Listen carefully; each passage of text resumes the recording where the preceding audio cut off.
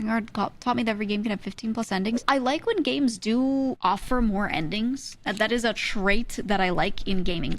The problem is I don't want to have to play through these long sequences really differently to get those endings. It just gets real annoying. And I understand sometimes it makes sense with the endings. You kind of have to have that happen, but there's some games that people are like, yeah, replay the whole thing 10 times to get these endings. It's so cool and worth it. And I just don't have the patience. I just don't. It's boring when you have to redo it fully. Exactly. If it were like redoing a small section at the end, totally fine. But I don't know. You watch the endings on YouTube? Me too, depending on the game. Really depends. Some of them are actually that fun to keep playing through, but I don't know. It's just too much. Stanley Parable is like 100 endings. Stanley Parable was actually, everyone should play that game. That's another like banger. Everyone should do it. Stanley Parable was meant to be like that though. I love Bravely Default, but it was Willpower for the true ending. Yeah, that was one where I was like, I got through it, but when I got through and got the true ending and I'd done all of the, I got through every storyline, every bit of everything, I was just like, why did I spend all that time on that? Like, I felt satisfied but unsatisfied, if that makes sense.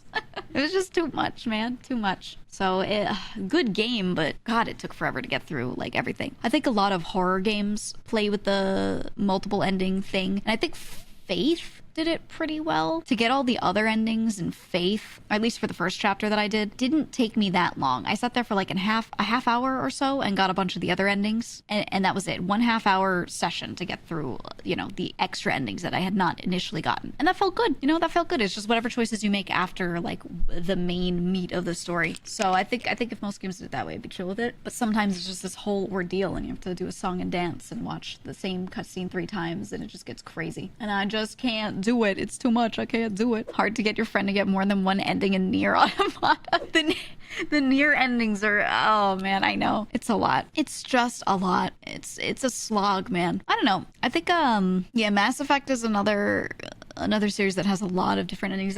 Fallout games, actually, depending on which one you're playing. A bunch of the Fallout games had varied endings. I know 2 especially. 2 had a lot of ways the game could end that were pretty nuanced, and I liked that. I did feel the need to do additional playthroughs, but the things you did to get different endings made your entire gameplay experience different. You were doing wildly different stuff, talking to different characters in different ways, befriending certain characters that you might have just killed before, and I don't know. I don't mind replaying a game if it's like that, right? Then it's not so bad. But if I'm playing through the same game and it's like 80% the same, and then the last 20% or like it's just a couple of choices that are different, that, don't kill this character at this point, spare them, everything else is the same, and then that person you have to spare is at like the beginning of the game, like they make you replay the whole thing, stuff like that I can't stand. But at least with Fallout, it was it felt worth going back through, it really did.